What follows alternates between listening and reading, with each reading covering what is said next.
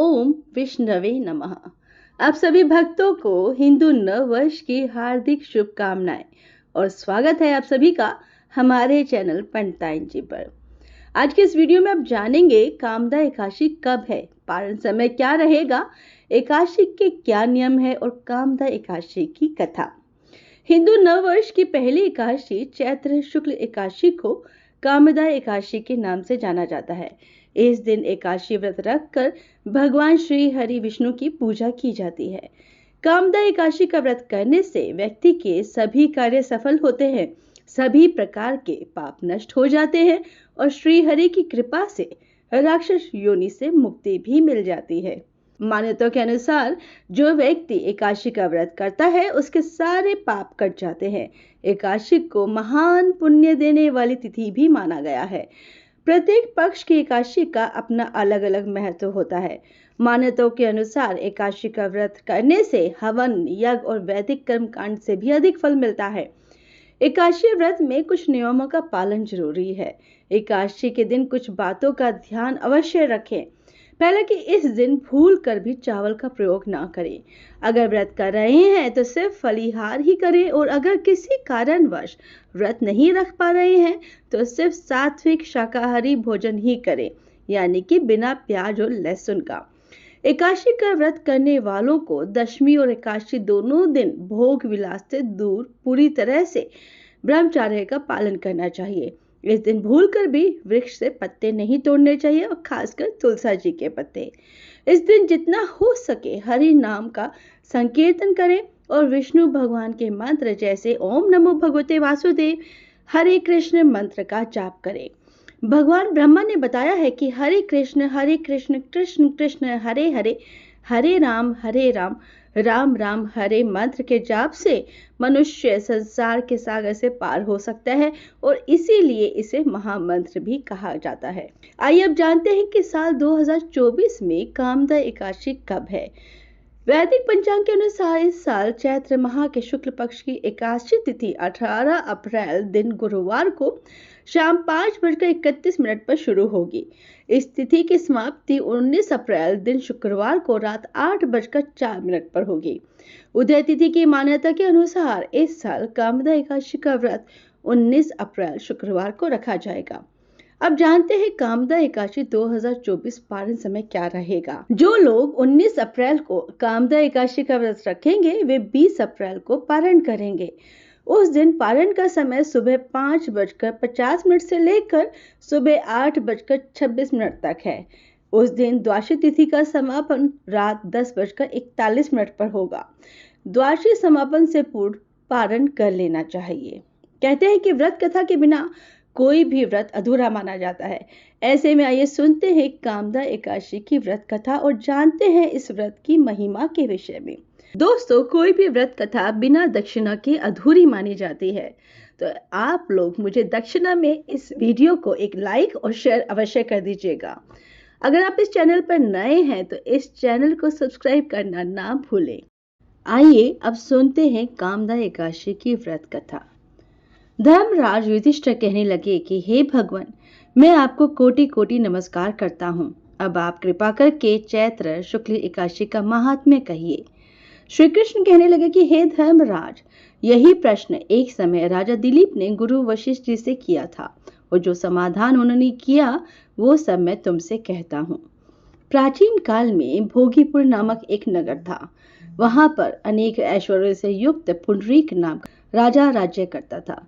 भोगीपुर नगर में अनेक अप्सरा, किन्नर तथा गंधर्व वास करते थे। उनमें से एक जगह ललिता और ललित नाम के 2 स्त्री पुरुष अत्यंत वैभवशाली घर में निवास करते थे। उन दोनों में अत्यंत स्नेह था, यहाँ तक कि अलग अलग हो जाने पर दोनों व्याकुल हो जाते थे। एक समय पुंडरीक की सभा में अन्य गंधर्व सहित ललित भी गान कर रहा था। गाते गाते उसको अपनी प्रिय ललिता का ध्यान आ गया और उसका स्वर भंग होने के कारण गाने का स्वरूप बिगड़ गया। ललित के मन के भाव जानकर कारकोट नामक नाग ने पद भंग होने का कारण राजा से कह दिया। तब पुंडरीक ने क्रोधपूर्वक कहा कि तू मेरे सामने गाता हुआ अपनी स्त्री का स्मरण कर रहा है, अतः तू कच्चा मांस और मनुष्यों को खाने वाला राक्षस बनकर अपने किए कर्म का फल भोग। पुंडरीक के श्राप से ललित उषेषण महाकाय विशाल राक्षस हो गया।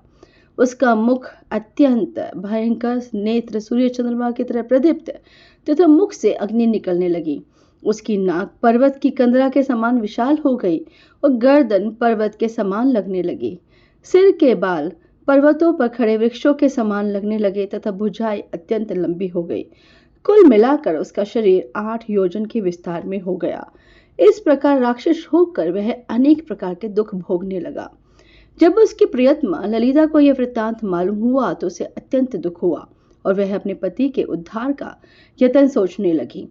वह राक्षस अनेक प्रकार के घोर दुख सहता हुआ घने वनों में रहने लगा। उसकी स्त्री उसके पीछे पीछे जाती और विलाप करती रहती। एक बार ललिता अपने पति के पीछे घूमते घूमती विंध्याचल पर्वत पर पहुंच गई, जहां पर श्रृंगी ऋषि का आश्रम था। ललिता शीघ्र ही श्रृंगी ऋषि के आश्रम में गई और वहां जाकर विनीत भाव से प्रार्थना करने लगी। उसे देखकर श्रृंगी ऋषि बोले कि हे सुभगे, तुम कौन हो, यहाँ किस लिए आई हो? ललिता बोली कि हे मुनि, मेरा नाम ललिता है। मेरा पति राजा पुंडरीक के श्राप से विशालकाय राक्षस हो गया है। इसका मुझको महान दुख है। उसके उद्धार का कोई उपाय बतलाइए। श्रृंगी ऋषि बोले कि हे गंधर्व कन्या, जब चैत्र शुक्ल एकादशी आने वाली है, जिसका नाम कामदा एकादशी है, इसका व्रत करने से मनुष्य के सब कार्य सिद्ध हो जाते हैं। यदि तू कामदा एकादशी का व्रत कर उसके पुण्य का फल अपने पति को दे तो वह शीघ्र ही राक्षस योनि से मुक्त हो जाएगा और राजा का श्राप भी अवश्य में शांत हो जाएगा। मुनि के ऐसे वचन सुनकर ललिता ने चैत्र शुक्ल एकादशी आने पर उसका व्रत किया और द्वादशी को ब्राह्मणों के सामने अपने व्रत का फल अपने पति को देती हुई भगवान से इस प्रकार प्रार्थना करने लगी। हे प्रभु, मैंने यह जो व्रत किया है इसका फल मेरे पति देव को प्राप्त हो जाए, जिससे वह राक्षस योनि से मुक्त हो जाए। एकादशी का फल देते ही उसका पति राक्षस योनि से मुक्त होकर अपने पुराने स्वरूप को प्राप्त हुआ। फिर अनेक सुंदर वस्त्र आभूषणों से युक्त होकर ललिता के साथ विहार करने लगा। उसके पश्चात वे दोनों विमान में बैठकर स्वर्गलोक को चले गए। वशिष्ठ मुनि कहने लगे कि हे राजन, इस व्रत को विधि पूर्वक करने से समस्त पाप नष्ट हो जाते हैं तथा राक्षस आदि की योनि भी छूट जाती है। संसार में इसके बराबर कोई और दूसरा व्रत नहीं है। इसकी कथा पढ़ने या सुनने से वाजपेयी यज्ञ का फल प्राप्त होता है। श्रीमन नारायण नारायण नारायण, भजमन नारायण नारायण नारायण। प्रार्थना करती हूँ कि श्री हरि और माता लक्ष्मी की आप सभी पर कृपा बनी रहे।